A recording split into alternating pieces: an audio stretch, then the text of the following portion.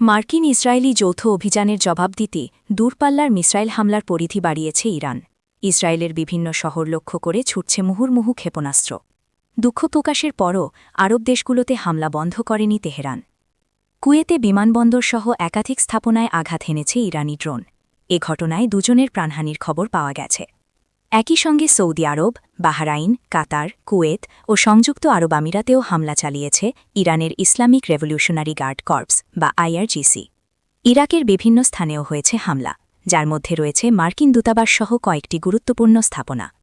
Israeli ভূখণ্ড ও মার্কিন স্থাপনাগুলো লক্ষ্য করে একের পর এক ফাত্তাহ ও ইমাদ ক্ষেপণাস্ত্র ছোড়ার ভিডিও প্রকাশ করেছে ইরানের রাষ্ট্রীয় টেলিভিশন।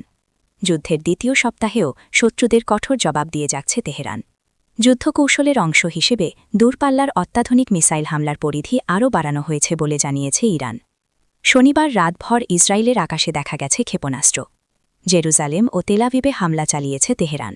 হাইফা বন্দরের তেল শোধনাগারকেও লক্ষ্যবস্তু করা হয়েছে। রোববারও অব্যাহত রয়েছে ইরানের পাল্টা জবাব। কুয়েতের পাবলিক ইনস্টিটিউট ফর সোশ্যাল সিকিউরিটির প্রধান ভবনে ড্রোন হামলার জেরে আগুন ছড়িয়ে পড়ে। বিমানবন্দরের জ্বালানি ট্যাঙ্ক লক্ষ্য করেও ড্রোন হামলা চালানো হয়েছে।